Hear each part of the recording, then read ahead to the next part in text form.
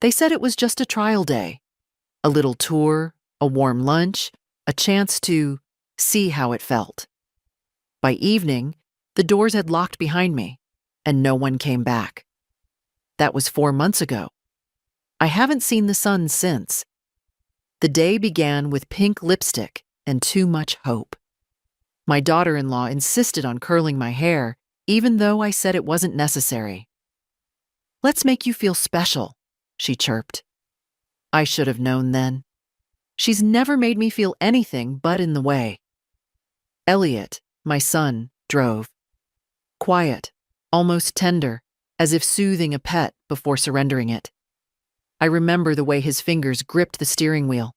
Too tight, too fast on turns. He didn't look at me much. The place itself didn't look bad. Neutral paint, wide halls, cheerful reception. A woman named Cheryl met us at the door and smiled like she'd been practicing it all week. "We're so glad to welcome you, Mrs. Heller," she said. "Today's just a visit, nothing binding, you're in control." I nodded. Of course I did. You nod when you're 72 and they talk to you like a favor. I let them take my overnight bag, just in case. I should have held on tighter. They showed me a room, small but clean, a bed with too many pillows, a nightstand with a laminated welcome card. "We're glad you're here." I sat in the armchair while Cheryl talked through orientation. I smiled, listened, said all the polite things. Elliot stood in the corner, checking his phone. At lunchtime, they served chicken in a lemon sauce and soft rolls. My tray had a handwritten note. "Hope you enjoy your stay." It felt like a threat. I couldn't finish more than a few bites. By 2 o'clock, Elliot was gone. No goodbye, no eye contact, just a muffled excuse and a quick step into the hallway. Cheryl patted my shoulder. "He'll be back around 6 to pick you up." I waited. At 6:15, I asked the receptionist to call my son. "No answer," she said, after trying twice. "He's probably on the way. Why don't you watch TV in the lounge?" At 7:30, Cheryl returned. "Let's go ahead and get you settled in for the night. I'll make sure the staff has your medications." I told her I hadn't brought any. Her smile faltered for the briefest second. "No problem," she said quickly. "We've got everything in the system. Your file was sent ahead." I didn't remember anyone asking me for a file. I asked again about Elliot. "Still no answer," the receptionist said. At 8:30, they brought me a cup of chamomile tea and a small blue pill. "Just to help you rest." I didn't take it. By 9, I was in bed, fully clothed. The room was quiet. Too quiet. I got up, opened the door, peeked into the hallway. Locked. I tried again. The handle turned, but something held it from the outside. I knocked once. Waited. Nothing. Just the faint sound of distant televisions and a hallway camera blinking red. My trial day was over, and they never said when I'd be allowed to leave.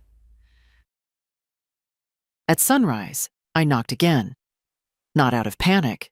That had drained out of me sometime in the night. But out of plain, stubborn need. Someone had locked me in, and someone would unlock me. Eventually. At 6:45, the door clicked. A young aide entered with a clipboard and a tray. Oatmeal, orange juice, a pill cup.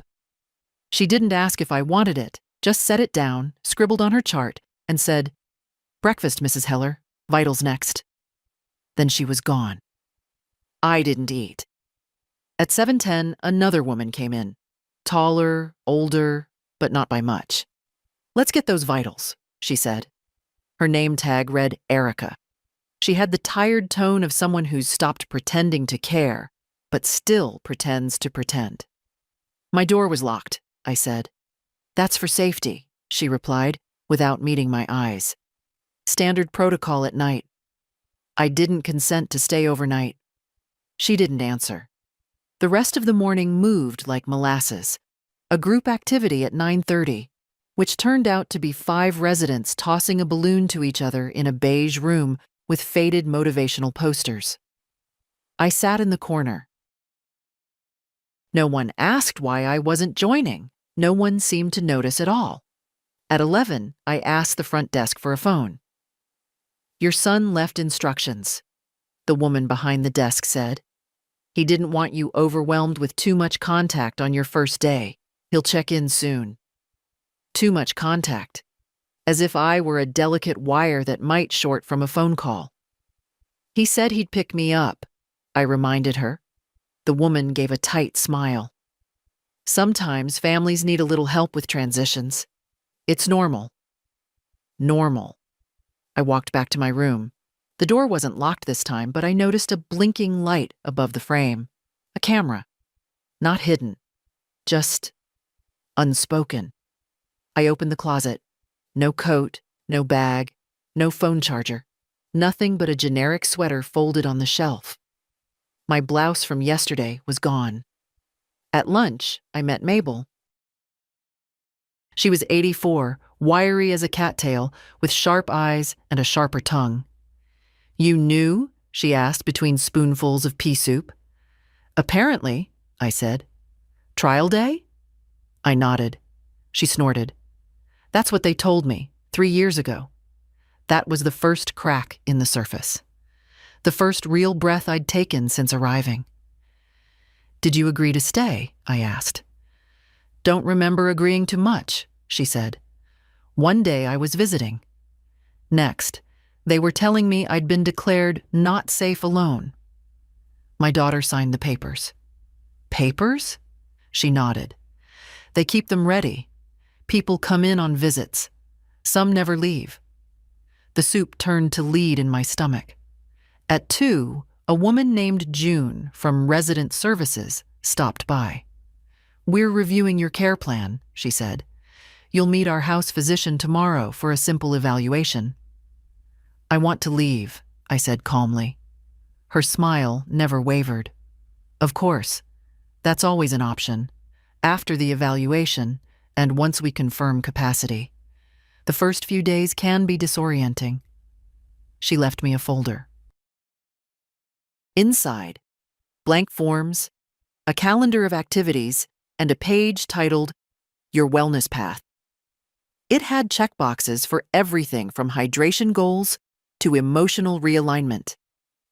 I stared at that last phrase for a long time. By dinner, I'd stopped asking questions. Not because I was afraid, because I was listening, watching.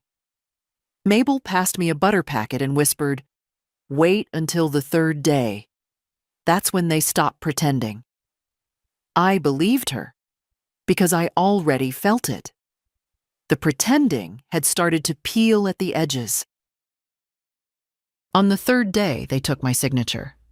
I don't remember giving it, but there it was, photocopied on a form titled Residential Authorization and Limited Guardianship Consent. I found it in the file they handed me after breakfast, as if I'd requested it. "Just for your records," Cheryl said sweetly, tapping the folder. "Everything's in place now. You're officially part of the family." I stared at the page. My name in my handwriting. Only it wasn't. Not the way I loop my R's. Not the way I always cross the H in Heller. It was close, but not mine. Like a song played just a little off-key. "You had me sign this?" I asked. "Of course. On your first day," she replied. "You were a little flustered, but we reviewed everything. It's all standard." I opened my mouth and closed it. I knew better than to fight with a mask. And Cheryl's smile was just that, a mask made of teeth and pink lipstick. Later, I asked Erica if she'd seen me sign anything. She hesitated, just a beat too long. "I'm not involved in intake. Sorry." "Of course not. I didn't bring it up again." But I watched more carefully. I listened during bingo and hallway conversations and meal cues. People spoke softly here, not because they were frail, but because they knew walls had ears. Mabel told me that accidental paperwork was common. They get a signature one way or another, she said. Then they use it like a key to lock the rest of your life. That afternoon, I asked again to use the phone. The receptionist offered to pass along a message. I want to call my bank, I said louder. She blinked. What for? I didn't answer, just stared. After a moment, she picked up the receiver, then paused. Actually, I've just been informed that your financial proxy has been transferred to your son. Any inquiries have to go through him. Proxy. Transferred. I felt the air leave my chest, like someone had knocked my lungs inside out. I didn't authorize that. Again, the smile. That would have been in the intake paperwork. You did sign, Mrs. Heller. I walked away before I started yelling. Back in my room, I checked the closet again. Still no purse, no phone. Even my cardigan was missing. The blue one with mother-of-pearl buttons. I'd worn it in the car. Where had it gone? At dinner, I sat with Mabel and a new woman, Joni. Broad-shouldered, soft-voiced, in her early 80s. She listened quietly while Mabel talked about the cycle. They get your papers, Mabel said. Then they get your meds. Then they get your story. You start doubting your own version of things. That ever happened to you? I asked Joni. She looked at me for a long time. They told me my daughter stopped calling, said she moved to Arizona, sent a card from there myself once. She never got it. Found it later in the staff break room. We all sat quietly for a moment. Somewhere down the hall, someone was crying. Not loud. Just small, steady sounds like a leaky faucet of grief. I went back to my room early. The hallway lights were dimmed, the blinking red camera still watching. Inside, the folder with the fake signature sat on my nightstand. I tore it in half. Then I opened the closet again, not for what was gone, but for what remained. On the top shelf, pushed behind a towel, was a folded envelope. My name in pencil. Inside, a note. You're not crazy. If you're reading this, you're awake. Don't sign anything, and don't ask too many questions in front of Cheryl. No name, no return message. Just that. I read it 3 times. Then I tucked it under my pillow. Sleep didn't come easily. But when it did, it came with a single thought. Someone else had seen through the mask, and someone else had left a breadcrumb for me to follow. The house physician arrived in silence. No knock, no announcement, just a soft shuffle of leather soles and the antiseptic scent of mint soap. He entered my room like someone who already owned it. Dr. Klein, he said, adjusting his glasses. Just a wellness check. I sat on the edge of the bed, back straight. I didn't request this. He smiled the way people do when they've stopped listening before you start. It's routine. He asked me to count backward from 100 by sevens. Asked what day it was, who the president was. Held up a pen and asked me to name it. I answered every question with clipped precision. Then he looked at my chart. There have been some notes, he said, flipping pages. Mood instability, paranoia, aggression. I blinked. Notes from whom? He shrugged, as if the origin didn't matter. Staff observations. These things are subtle at first, especially in early-stage decline.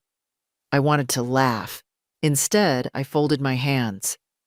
I managed my own business for 22 years, taught myself Excel at 60. I can still do long division in my head. I'm not here to challenge your intelligence, he said mildly, but certain behaviors can indicate deeper concerns. What behaviors? Dr. Klein didn't answer, just scribbled something and stood. We'll monitor things for now. No need to escalate unless symptoms progress. Symptoms? but he was already walking out, clipboard tucked under one arm like a verdict. I waited 5 minutes after he left, then went straight to Mabel. She was in the library, thumbing through a battered mystery novel, the kind with yellowed pages and broken spine. "He came to you too?" she asked without looking up. I nodded. "Let me guess. You're unstable, suspicious, possibly paranoid." "And aggressive," she snorted. "That's new. I usually just get resistant to treatment." Joni joined us a few minutes later. She had something folded in her sweater sleeve, a copy of the resident handbook she'd managed to keep from her intake. She slid it across the table. "Page 19, she said, Section 3B. Medical evaluations used to recommend temporary guardianship extensions. If 2 staff members submit behavioral concerns, the doctor can sign off on increased oversight." "And oversight means?" I asked. "No phone, no money, no rights," Mabel said. "Until they say otherwise." I sat back in the chair, pressing my thumb to the table edge. A slow burn started in my chest. Not fear, not yet. Something older, colder, humiliation. That night, I waited until the hallway cleared. I pretended to take the pill.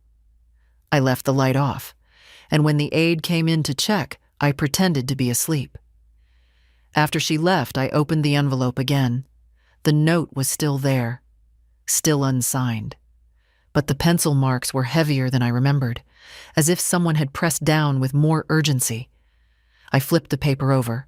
On the back, faint and barely legible, was a phone number. 7 digits. Local exchange. No name. I didn't have a phone, but maybe someone did.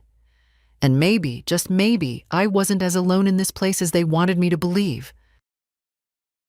It took me 2 days to find the phone. Not because they were hidden. Quite the opposite. Staff carried them in plain sight, strapped to belts, slipped into pockets, blinking in hands as they scrolled between rounds. It was the residents who weren't trusted with them. But Barbara had one. She was 91, partially deaf, nearly blind, and the niece she hated sent her a phone so I could FaceTime and see her Botox. Barbara never answered it, didn't know how. She kept it in a ceramic candy dish under her bed. I learned this on a Wednesday afternoon when she mistook me for her sister and told me everything she hated about Florida, where her niece lived. Too flat, too wet, too many golf carts. After that, I started visiting her every evening, not with questions, just small talk, company. I earned the right to sit close enough to the bed to slide my hand under the candy dish. Thursday night, while Barbara snored, I took the phone. It was ancient, thick, no passcode, battery at 11%. I tiptoed back to my room and dialed the number from the envelope. 1 ring, 2, 3. "Hello?" A woman's voice, low, guarded. I hesitated. "My name is Edna Heller. I found your note." Silence. Then, "How many pillows on your bed?" 4. "Too many." A soft exhale. Relief. "Good," she said. "You're awake." Her name was Nadine. She'd been here 2 years ago. Same room, same folder, same fake signature. Her niece had used a fabricated diagnosis to claim guardianship, emptied her accounts, then left the country. Nadine had fought back, documented, called, filed. But by the time she was discharged, the damage was done. She moved to New Mexico, started again with what she had left. Before leaving, she hid notes. "I hoped someone would find them," she said. "You're the first who did." I told her about the forged signature, the proxy, the false diagnosis. "You need eyes outside," she said. "Someone not on their payroll." "I don't have anyone, not anymore." Nadine was quiet a moment. "Do you remember your banking institution?" "Yes." "Then listen. Tomorrow, ask to check on your automatic insurance renewals. Make it sound casual. See what name the account pulls up. If it's not yours, you have a case. If it's his, your son's, you've got proof. And then, you call the ombudsman. You say the words unauthorized guardianship and financial coercion. That gets attention. The phone buzzed low. 5% battery. I don't know if it'll work, Nadine said. But it's what I'd do now. Don't wait. They move fast once you stop playing along. Why are you helping me? I asked. Because someone should have helped me. The line cut off. I sat in the dark with the phone in my hand and the weight of someone else's memory pressing against my ribs. Barbara never noticed it was gone. The next morning, I went to the front desk. Smiled, light, friendly, like a woman asking for her knitting pattern. I just realized I might have missed renewing my supplemental insurance, I said. Can you check what account I have listed? Want to make sure the payment didn't bounce. The receptionist nodded, typed, then frowned. Looks like your son's name is primary. Elliot Heller. You're listed as dependent. Really? I said softly. She gave me a polite, empty smile. I thanked her and left. Later that day, I slipped the phone back under Barbara's bed. It was dead now, but I didn't need it anymore. I had what I needed. A name, a line, and the beginning of something they didn't expect. A woman who remembered exactly who she was. The facility had its rhythms. Mornings with pill cups and blood pressure cuffs, afternoons with puzzles no one finished, evenings with television no one chose. At first, I thought it was dullness, routine. But after 6 weeks, I saw it for what it was. Sedation, not chemical necessarily, though that played its part, but structural. Every part of this place was designed to dull the will. Round corners, soft chairs, endless reassurances. Don't worry, just rest. You don't need to think about that right now. I began watching who resisted. There weren't many. Most residents moved through the days like slow dancers in a song they no longer heard. Eyes that once sparked now stayed dim. Stories stopped halfway, replaced by sighs. Even Joni had grown quieter since the physician increased her stability meds. She forgot what day it was last week. Forgot her daughter's name the week before. But Mabel didn't forget. She still sharpened her thoughts like knives, cutting through the murk with dry remarks and loaded stares.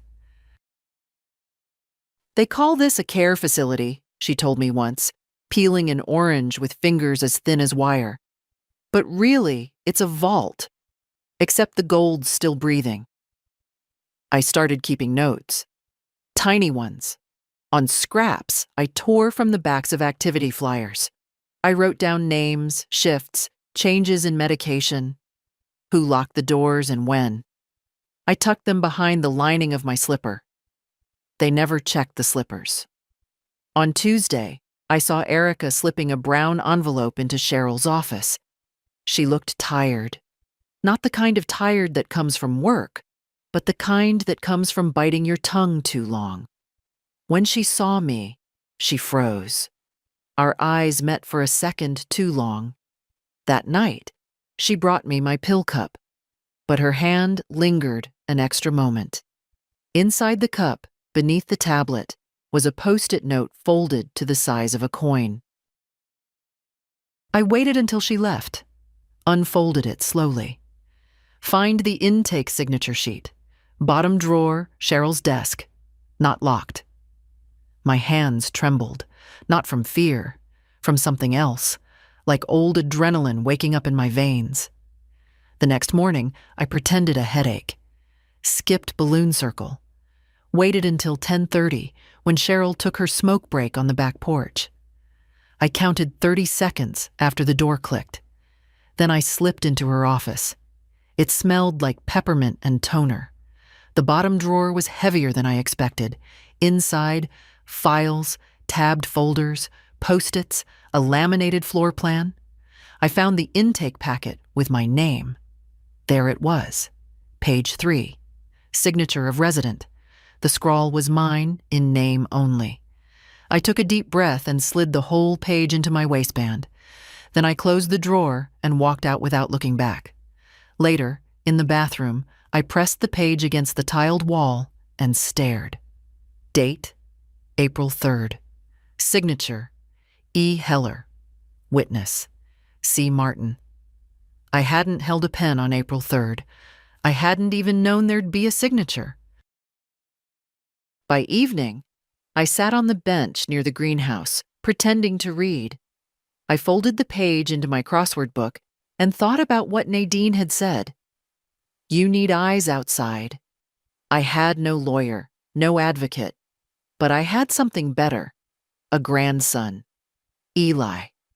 The only one who ever remembered my birthday without being reminded. The one who used to spend weekends building birdhouses in my backyard. The one who always said, "You see more than you say, Gran." I hadn't said much in 4 months, but now I was ready to speak, and Eli was going to hear everything. Eli always answered on the second ring, even when he was in class, even when it was inconvenient. It was one of those things I never asked him to do, but he did anyway, like walking on the traffic side of the sidewalk, like calling just to say, "You crossed my mind today." But I hadn't called him once since I arrived here, because I didn't have a phone. Until now. Barbara's, again. Borrowed on a Tuesday while she napped through Jeopardy reruns. I dialed, heart in my throat. Gran? His voice, deepened since college, warm like river stones in summer. Hi, baby. A pause. Where are you? He asked, already cautious. I need you to listen very carefully. Don't interrupt. Just let me talk for 60 seconds. Can you do that? Another pause. Then, yeah. Okay. Go. I told him everything. Quietly. Slowly. I told him about the signature I never gave, the guardianship I never agreed to, the accounts I no longer controlled. I told him about the locked doors, the note from Nadine, the pill they tried to hand me each night. I told him I needed help. Not rescue. Help. Because I wasn't broken. I was captured. When I finished, I waited. All I could hear was his breathing, measured, shallow. Then, I'm coming. Don't tell anyone, not even the nice ones. I'll be there Friday. He didn't say goodbye. I slipped the phone back where it belonged and slept like I hadn't in weeks. On Friday, I wore lipstick. Not out of vanity, but defiance. Coral pink, the kind that used to make my late husband smile when we went to church. I brushed my hair smooth, tucked the forged signature into the lining of my crossword book, slipped the book under my cardigan. Then I waited in the courtyard, near the lilies.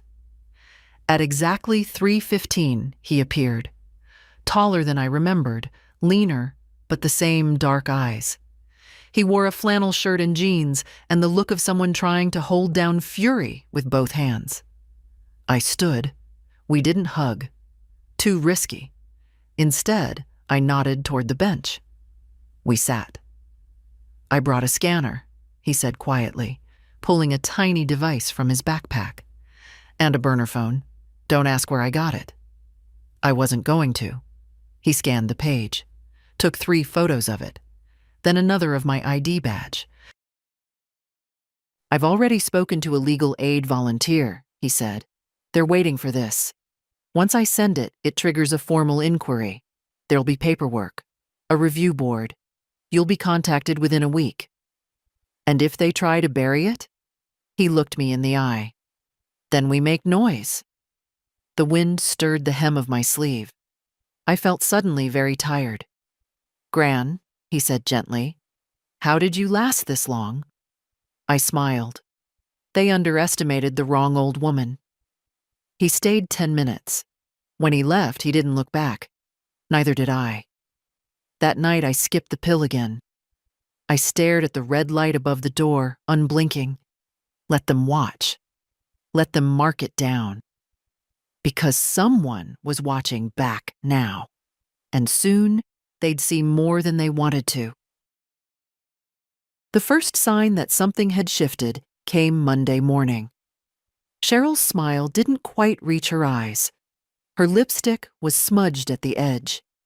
She called me Ms. Heller instead of the usual sing-song Edna. It was subtle, but after 4 months in this place, I'd learned to read tremors beneath the surface. At breakfast, Mabel leaned close and whispered, "Someone's pacing behind the scenes." "How do you know?" She tilted her chin toward the hallway. 2 suits in admin already today, and Cheryl's been on her 3rd coffee since dawn. I kept my face still, but inside something stirred. It was working. The call I'd made with Eli, the scan, the file, the flagged guardianship, it hadn't disappeared into a bureaucratic void. It had landed. Hard. After lunch, a woman I'd never seen before asked me to come with her. No badge, no uniform, civilian clothes and a legal pad. "We just have a few routine follow-up questions," she said. "About what?" "Your care plan," she said, "and recent evaluations." She led me to a private room. Bright light, 2 chairs, 1 table. I sat. She didn't offer her name, but I saw a seal on her folder, something state-affiliated. "Do you feel safe here, Mrs. Heller?" I met her eyes. I've felt watched, managed, and erased, so if that's what you mean by safe, then yes. Very. She didn't blink. "Do you recall signing documents regarding guardianship or power of attorney?" "No, and I have reason to believe my signature was forged." She nodded slightly. "We've received a report. There'll be a handwriting analysis." I reached into my book, my crossword book, and slid the page across the table. She unfolded it, her eyes scanned. Then she pulled out a printed copy of the same form from her folder. Compared. "This helps," she said softly. "Do you know how many others are here under similar circumstances?" I asked. She didn't answer, which meant she knew. "Your son was contacted," she added. "He's hired legal counsel." "Of course he has. We'll be conducting a full review. In the meantime, if you feel threatened or manipulated, you're to notify our investigator immediately." "And if they retaliate?" She looked at me flatly. "They won't. Not now." Back in my room, I closed the door and exhaled, for the first time all day. Outside, the hallway buzzed with the same pretend normal as always. Nurses gliding, wheels squeaking, someone calling out from a recliner, asking for the time. But something was different. At dinner, Joni looked up, alert for the first time in days. "I heard someone say audit," she murmured. Mabel grinned into her soup. That's the word they hate the most. After lights out, I sat on the edge of the bed, staring at the ceiling. I thought about the months I'd lost, the silences I'd endured, the indignities I'd swallowed like tasteless pills. I thought about my son and the man I'd once raised to be better. Then I thought about Eli, about the way he didn't flinch, about how it takes only one witness to pull someone out of the dark. And I thought, if this is the beginning of the end, for them, not me, I'll be here for every minute of it.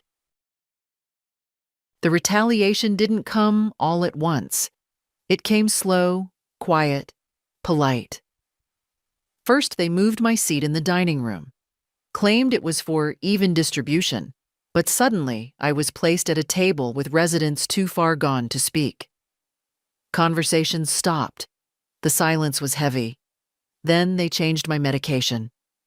Erica brought the cup, But this time, the pill was pale pink. "It's the same," she said quickly, "just a different manufacturer." I didn't swallow it.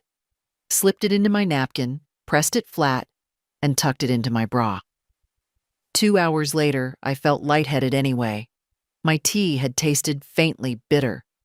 I didn't finish it, but maybe it didn't take much. That night, I didn't dream. The next morning, I confronted Erica. "You switched my meds." She looked around. "I'm not allowed to discuss medication with residents." "You already did." Her eyes darted to the camera in the ceiling corner.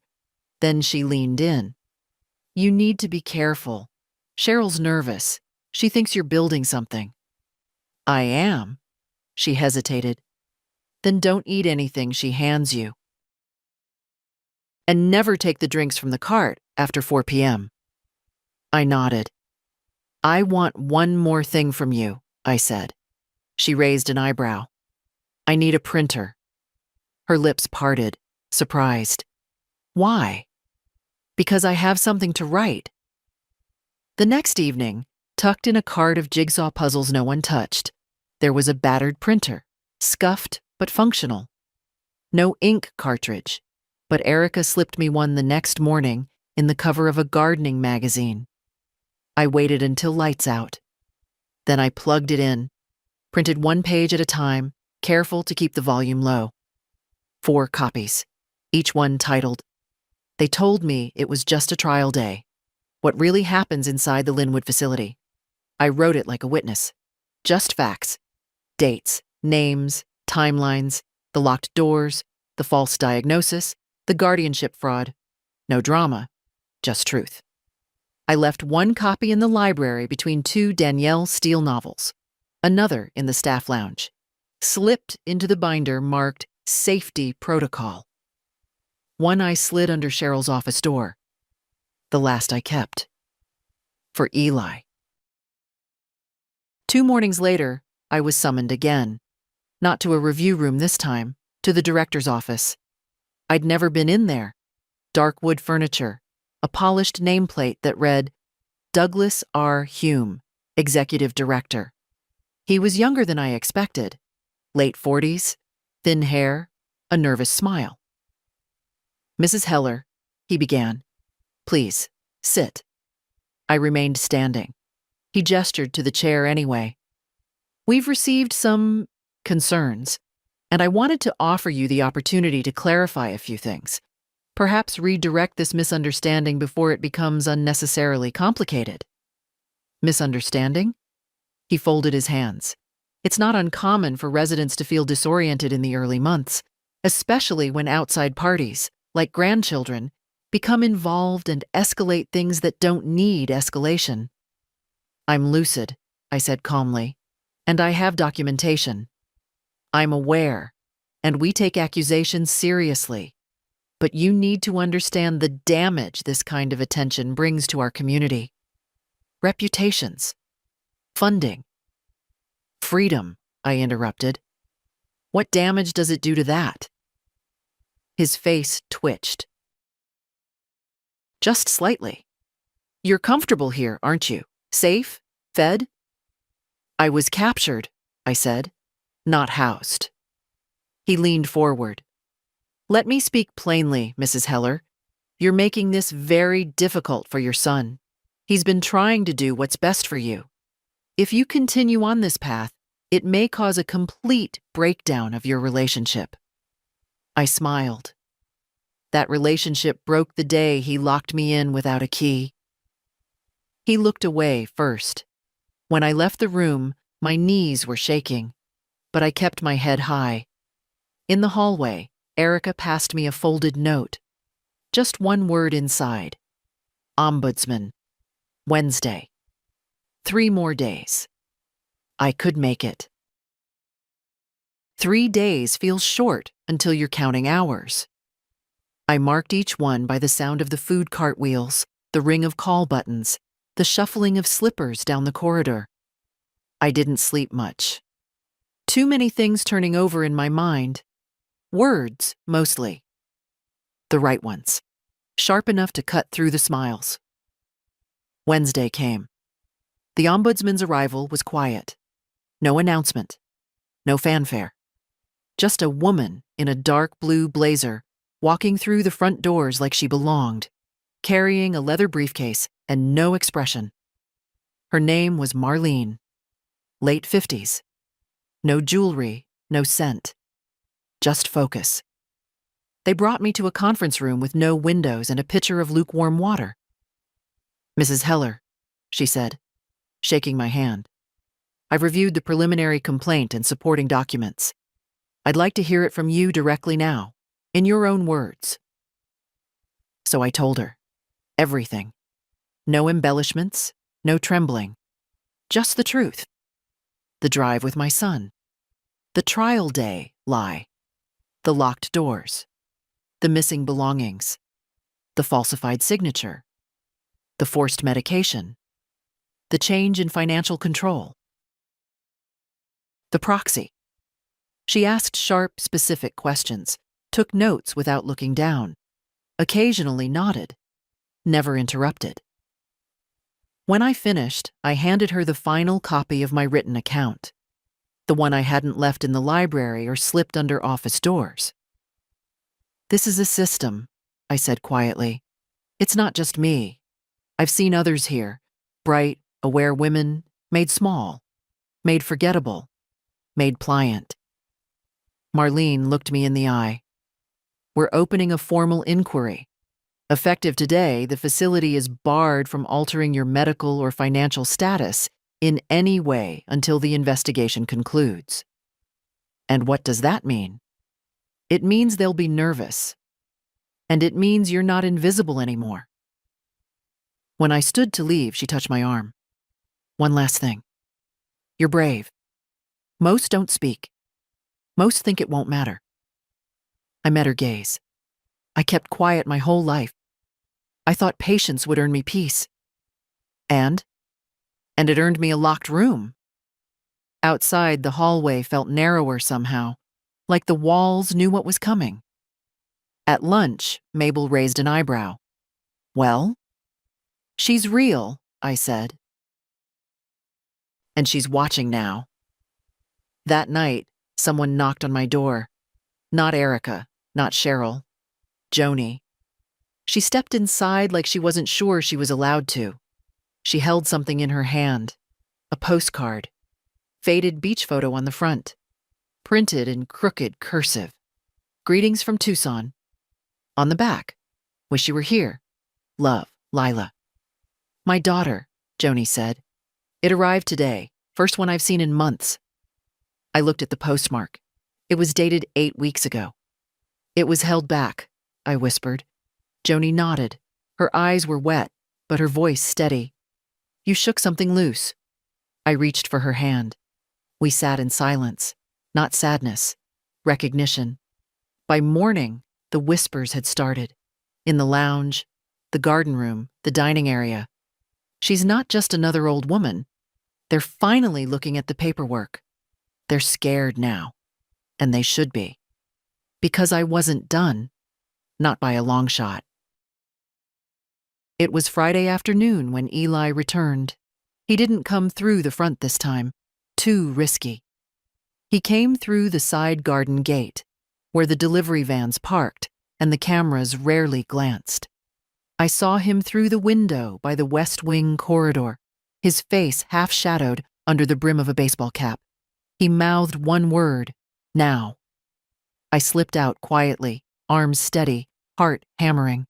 Outside, the sky was gray, but it was open. No ceilings, no fluorescent lights, just sky. 4 months without sunlight, and even the muted light made my eyes ache with relief. We ducked behind the brick wall by the maintenance shed. "I only have 10 minutes, he said. "They'll notice I'm not on the log." I nodded. "That's enough." He handed me a slim envelope. Inside, printed emails, a typed affidavit, and 2 notarized forms. One revoking the unauthorized financial proxy, the other requesting a full re-evaluation of my cognitive status by an independent specialist. We found the lawyer who did the guardianship paperwork, Eli said. He's, let's just say, friendly with Cheryl's brother. It's a web. But it's unraveling now. And Elliot? Defensive? Says he trusted the professionals. Claims he didn't realize what was happening. But his name's on every form, every transaction. He didn't trust me to live alone, I said softly. But he trusted a stranger to take my freedom. Eli's jaw tightened. You'll be out within the month. They can't hold this up much longer. I'm not the only one, I said. I know. He looked at me, then really looked. Not like I was someone's mother or someone's problem, but like I was still whole, still here. I used to think strength was loud, he said. But I've watched you. You never needed volume. We hugged, quick and hard. Before he left, he pressed something into my palm. A phone. Small. Prepaid. With one number programmed in. His. For when it happens fast, he said. Then he was gone. Back inside, I slipped the phone into my slipper. No one checked slippers. By dinner, the tone had shifted again. Cheryl wasn't on duty. Erica looked relieved. And Mabel? Mabel raised her glass of lukewarm tea and said, To the woman who made the walls nervous. We clinked cups. After lights out, I sat by the window with the phone in my hand. I didn't call anyone, just held it. The weight of it, small, silent, felt like something I hadn't had in a long time. Agency.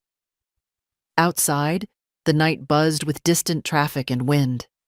I watched the trees sway, thought of all the women who had been tucked away here, folded into silence, smoothed out like wrinkles no one wanted to look at. They were wrong about us.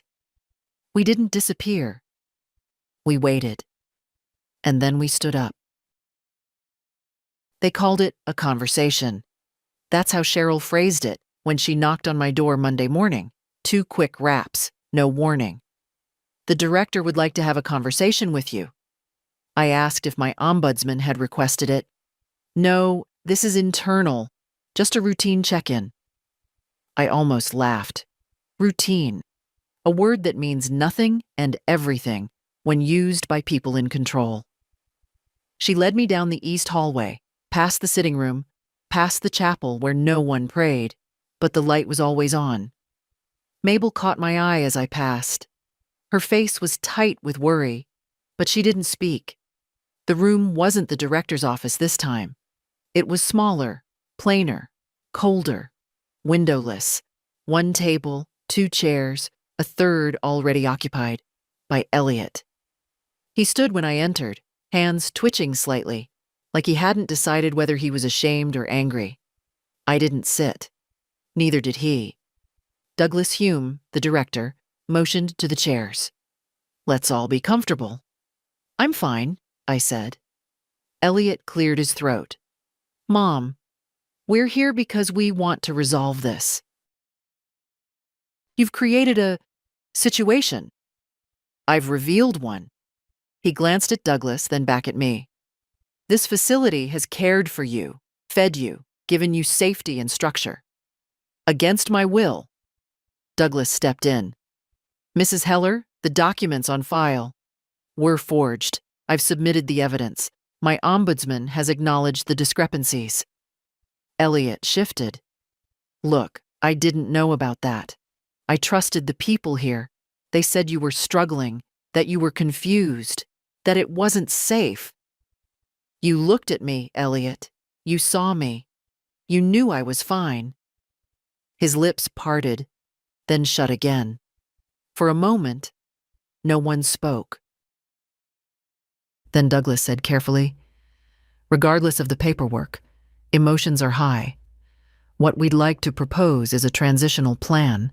A few more weeks here while we... No. I understand, but... I said no. I turned to my son. You brought me here under the pretense of a visit. You didn't call. You didn't come back. You gave away my name, my rights, my accounts, and now you want a transitional plan. I made a mistake, he said quietly, but you've made it public. There's an investigation now. Do you understand what this does to us? Us, not me, not what it did to me. I do, I said, and I don't care. Douglas opened his folder, desperate now. We can avoid escalation if... I want escalation.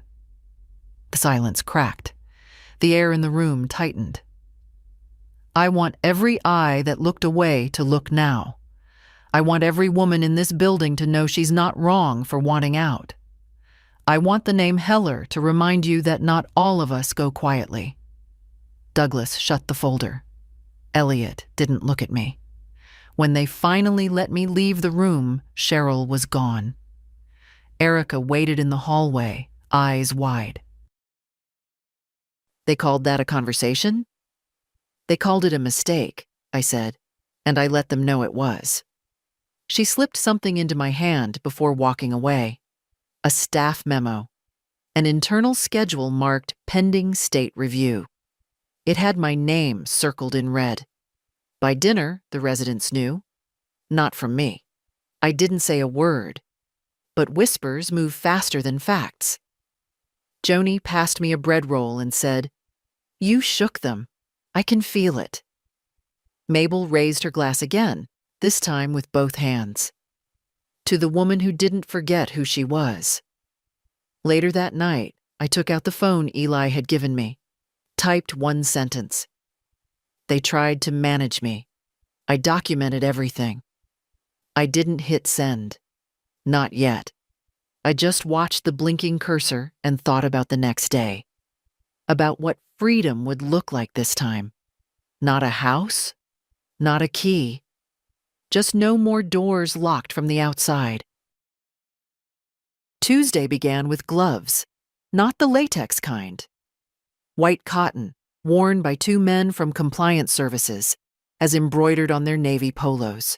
They moved quietly through the west hallway, checking locks, scanning badges, taking photos. One knelt to measure the door width of Joni's room. Another stood outside the medication cart, scribbling furiously. By 10 a.m., the staff lounge door had been propped open. By 11, Cheryl's office had been emptied. Erica passed me in the hall without speaking, but tapped twice on the side of her clipboard, like a drumbeat only I could hear. It's happening. At lunch, a new nurse handed me my tray. Her name tag read, "Temp Staff." No smile, no cooing, just, "Mrs. Heller, chicken or beef?" I chose chicken.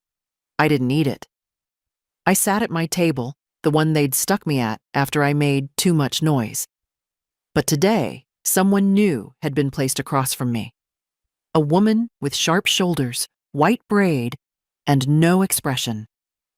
She looked at me once, then down at her tray, then back up again. "They're opening the files," she said. Not a question. I nodded. My daughter tried the same thing, signature, diagnosis, full proxy. Only she didn't count on the fact that I used to be a forensic accountant. "Your name?" I asked. "Jean." "I'm Edna." "I know," she said. "Everyone knows now." After lunch, I was called into the conference room again, but this time the chairs were filled. 3 people from the Ombudsman's office, 2 from the State Elder Rights Board, 1 lawyer in a tan suit who introduced herself as External Review Counsel. No Elliot, no Cheryl. And Douglas? Not in sight. Marlene, the ombudsman, did the talking. "We've concluded the preliminary phase. Your complaint has been upheld. The facility is in violation of multiple statutes regarding consent, guardianship, and financial delegation. Immediate corrective measures are being implemented." I waited. "There is, however, the matter of your discharge." She looked at me, steady and direct. "You are now free to leave, Mrs. Heller. Effective immediately." I didn't exhale, not yet. You'll be assigned a transition advocate to assist with housing, if needed. Your banking access has been restored. All guardianship documentation has been rescinded. Still, I didn't move. The lawyer leaned forward. You did this. No one else. Then I nodded. And finally, I breathed. When I stepped out of the room, Mabel was waiting near the vending machine. Well? I'm leaving. She looked down, then back at me. You'll write about it? I already did. Good. Someone needs to remember. I hugged her. Not long, not soft, just firm. Real. I found Joni in the garden room. She pressed something into my palm. The Tucson postcard, creased at the edges. I want you to keep it, she said. You remembered me before I remembered myself. Outside, a taxi waited. They offered to send a shuttle. I declined. I wanted something with windows. As I stepped into the sunlight, the driver turned the mirror slightly. Big day? He asked. You could say that. He pulled away from the curb. I didn't look back. I kept my eyes on the sky. Even cloudy, it was wide, untamed. The air didn't smell like bleach or coffee or distant grief. It smelled like wind. My hands shook in my lap.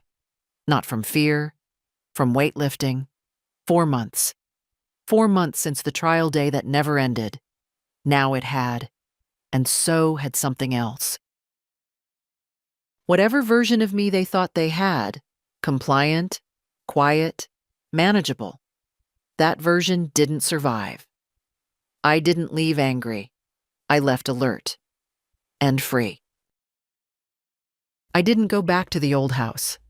Too many locks. Too many ghosts. And Elliot had the keys anyway.